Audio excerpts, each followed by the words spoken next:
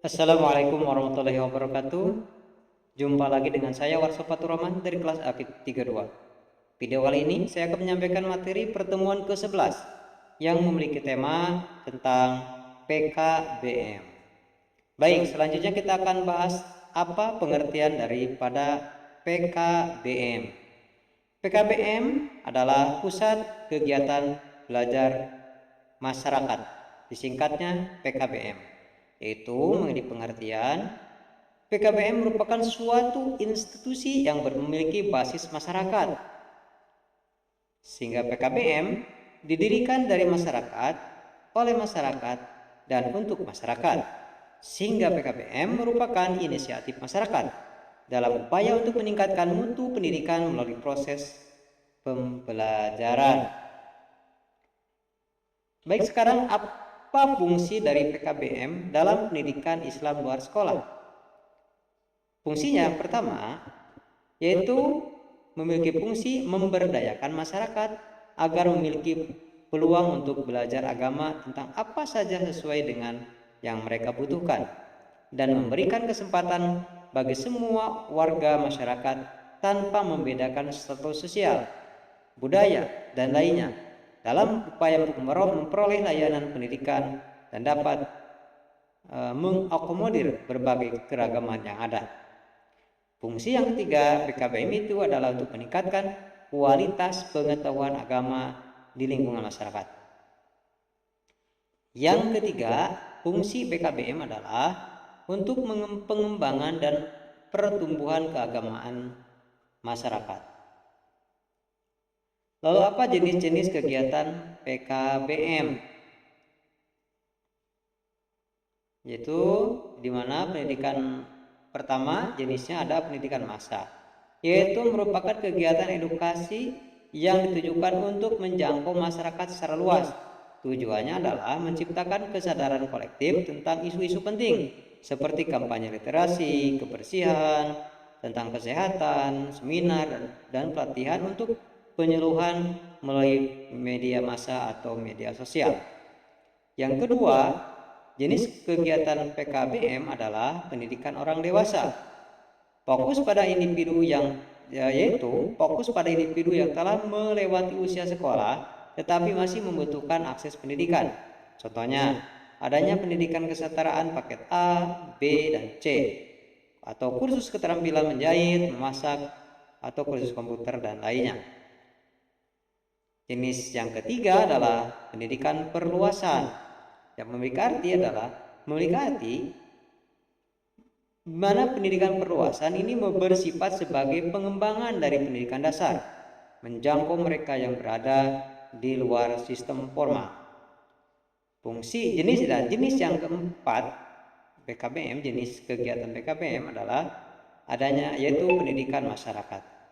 Merujuk pada pendekatan pendidikan yang bersifat partisipasi dan berbasis kebutuhan lokal.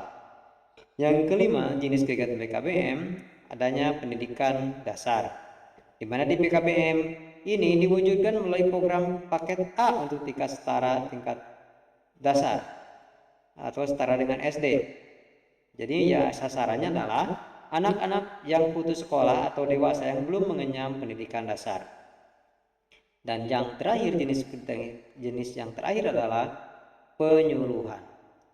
Penyuluhan ini dapat pendidikan kepada masyarakat dapat melalui penyuluhan seperti penyuluhan di bidang pertanian, penyuluhan di bidang keagamaan, penyuluhan di bidang sosial dan lainnya.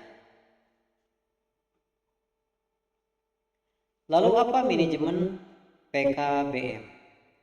Menurut Direktorat Jenderal Pendidikan Non-Formal dan Informal pada tahun 2009 menjelaskan bahwa program yang dilaksanakan oleh PKBM minimal memiliki 3 bidang jenis yang berbeda, memiliki tempat belajar mengajar atau perpustakaan, mempunyai silabus setiap jenis program, yaitu untuk memenuhi standar minimal pengelolaan PKBM. Maka diperlukan pengelolaan PKBM yang memiliki kemampuan manajerial dalam mengelola program PKBM. dengan baik sebagai upaya untuk terakreditasinya program dan berdampak pada terakreditasinya lembaga PKBM yang dikelola. Lalu, dalam penyelenggaraan pendidikan luar sekolah, fungsi-fungsi manajemen meliputi yang pertama adalah identifikasi, melakukan identifikasi kebutuhan di lingkungan masyarakat. Apa yang dibutuhkan di sana? Apakah pendidikan untuk banyak yang putus sekolah seperti adanya paket A, B, atau C? Yang kedua adalah membuat sebuah perencanaan. Jadi pengelola PKBM harus membuatkan rencana apa yang akan dilaksanakan program pendidikan tersebut, apakah untuk menyasar anak tingkat dasar atau dewasa atau bersifat penyuluhan bagi masyarakat. Yang ketiga adalah adanya pelaksanaan. Yang keempat, perorganisasian atau membuat struktural. Yang kelima adanya evaluasi tentang hasil dari program belajar dan mengajar. Apa dampak dan apa kekurangan dan kelebihannya bisa dievaluasi. Dan yang keenam, di mana fungsi manajemen tersebut adalah untuk membuat suatu perencanaan kerja tindak lanjut. Jadi disinilah fungsi dari manajemen dikatakan ada memiliki atau 6 fungsi manajemen yang sudah tadi saya sampaikan. Lalu selanjutnya dalam manajemen tadi adanya identifikasi. Lalu saya akan jabarkan apa maksud dari identifikasi. Mengidentifikasi kebutuhan belajar itu penting di masyarakat, dibutuhkan apakah banyak anak yang putus sekolah SD, SMP atau SMA sehingga kita bisa menyesuaikan dengan kebutuhan di masyarakat. Lalu mengidentifikasi sumber belajarnya, sumber belajar yang dapat menjadi bahan rujukan atau membuat sebuah kurikulum atau silabus. Yang ketiga, dana belajar. Pengelola harus memikirkan, mengidentifikasi dana yang untuk belajar ini dibutuhkan, berapa dana yang dibutuhkan, sehingga kita bisa menghitung kebutuhan-kebutuhan yang diperlukan dalam proses belajar mengajar tersebut.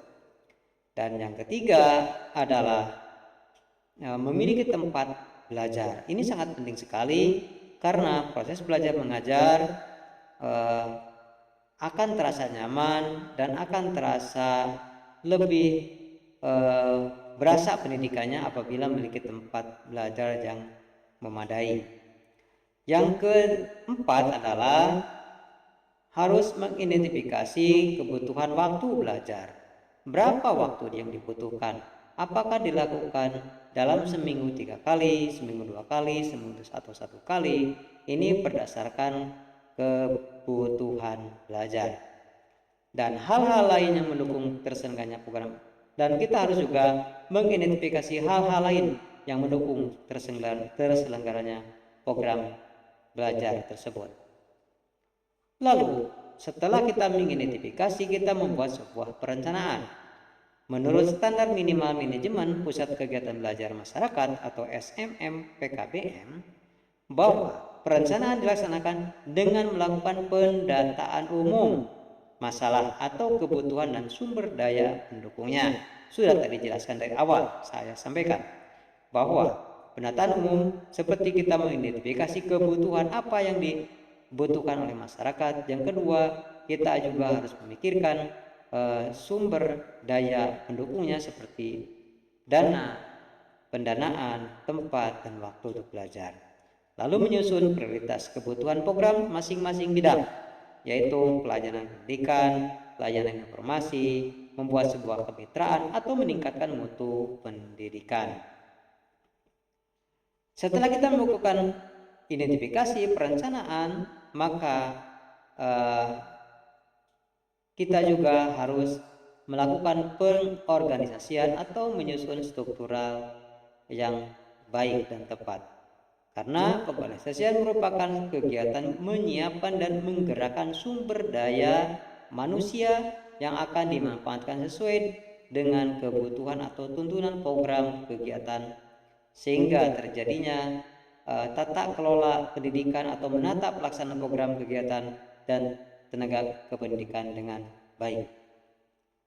Lalu dalam pelaksanaan, setelah kita mengidentifikasi dan kita melakukan dalam proses pelaksanaan, maka di bidang pendidikan PKBM ini pelaksananya adalah harus memberikan motivasi warga untuk belajar. Jadi kita pertama adalah mendorong masyarakat memiliki adanya motivasi untuk ikut belajar. Yang kedua adalah mengadakan atau mengembangkan bahan ajar pokok bagi warga belajar dan bahan pengajar pokok bagi tutor dan narasumber. Yang ketiga adalah pelaksananya, yaitu melaksanakan proses belajar mengajar. Dijalankannya proses belajar mengajar. Yang keempat, dalam pelaksanaan PKBM ini adalah mendorong partisipasi aktif warga untuk ikut belajar. Dan yang terakhir, yang kelima, dalam pelaksanaan pendidikan PKBM harus menilai proses dan hasil kegiatan belajar mengajar secara berkala sebagai bahan evaluasi. Baik, demikian yang dapat saya sampaikan, semoga dapat bermanfaat bagi semuanya. Wabillahi taufiq wal hidayah. Wassalamualaikum warahmatullahi wabarakatuh.